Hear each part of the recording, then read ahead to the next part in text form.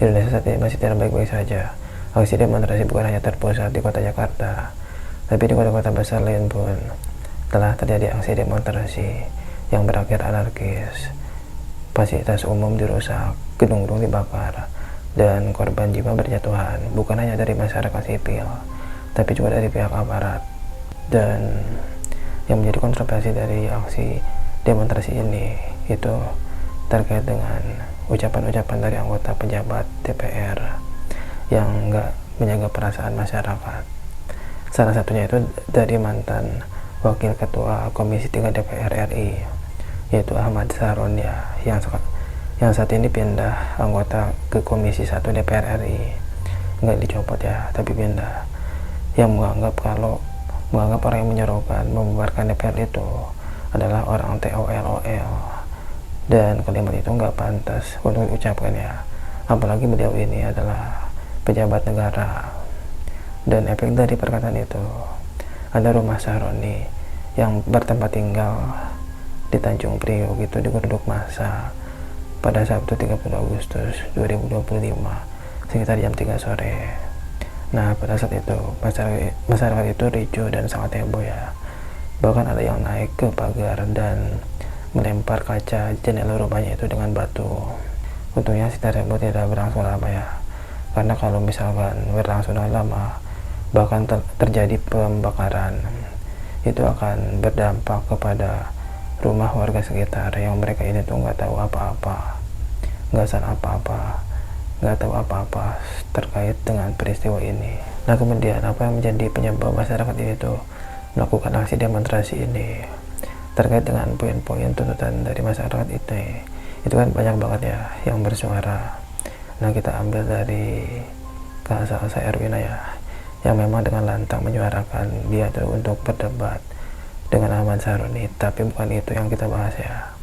Yang kita bahas itu terkait dengan poin-poin terjadinya unjuk rasa saat ini, yang memang dari Kak Erwina ini itu poinnya sangat bagus dan mudah untuk dipahami untuk kita semua. Dan poin pertama itu yaitu sahkan rencana undang-undang perampasan aset.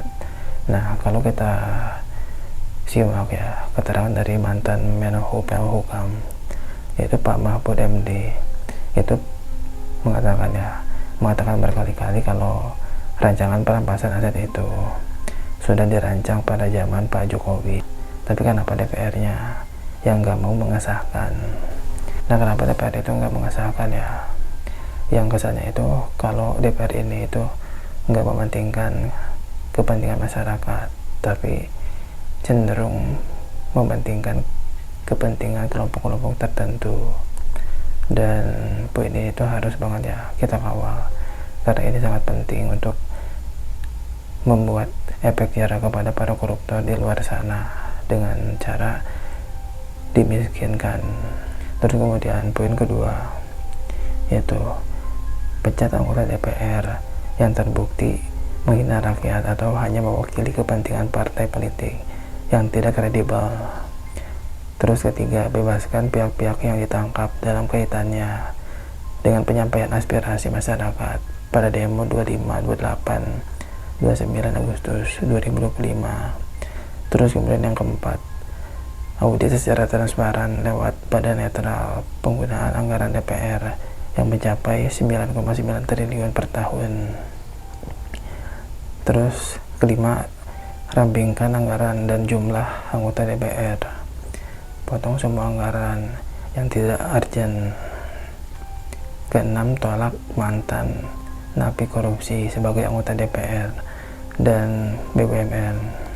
Nah, itu poin-poin yang menjadi tuntutan dari masyarakat ya, yang direkap oleh Kak yang memang bagus. Dan ada poin yang penting dan juga ada yang kurang penting. Artinya apa? Artinya ada yang penting yang harus dikabulkan saat ini atau sekarang ini, dan juga ada yang kurang penting yang memang diperlukan dengan waktu yang cukup lama atau cukup panjang ya. Dan aksi unjuk rasa ini itu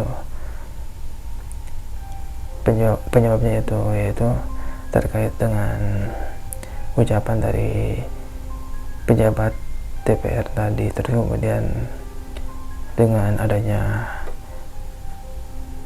adanya salah ucap yang disampaikan oleh DPR, bahkan wakil DPR ya, yang menyampaikan kalau mereka ini itu ada kenaikan tunjangan 12 juta untuk beras dan 50 juta untuk rumah.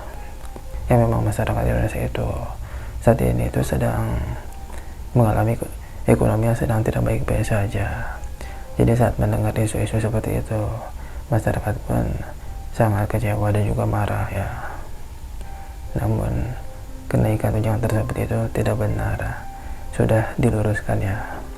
Terus kemudian dengan kejadian 28 Agustus 2025 lalu yang mengakibatkan seorang pemuda yang bernama Pan Kurniawan yang berprofesi sebagai driver ojek online ini meninggal karena sudah ditindas oleh ketujuh orang brimob ya, menggunakan mobil rantis Barakuda, yang memang para pelakunya ini itu mengatakan itu demi untuk melindungi dirinya, namun itu nggak masuk akal ya.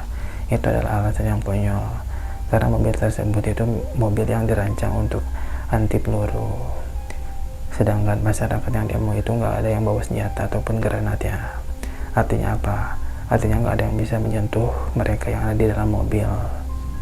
Dan pada saat korban ini ditabrak, mobil tersebut malah melaju lebih cepat lagi. Artinya dengan sengaja kalau mereka ini tuh ngelindas korban ya.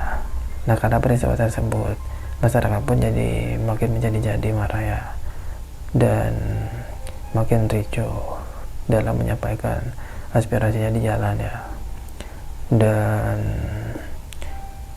untuk aksi unjuk rasa itu kan hak kita semua ya, karena memang negara ini tuh negara demokrasi, dan gua pun setuju ya dengan aksi tersebut, namun tidak dengan pengerusakannya. Karena hati-hati loh, Kapolri Listio Sigit Prabowo dan Panglima TNI Jenderal Agus Subianto itu sudah bertemu dengan Pak Presiden ya, dan mengatakan kalau agar tidak ragu mengambil langkah-langkah yang terukur dan tegas terhadap setiap pelanggaran hukum kepada mereka yang melakukan aksi demonstrasi.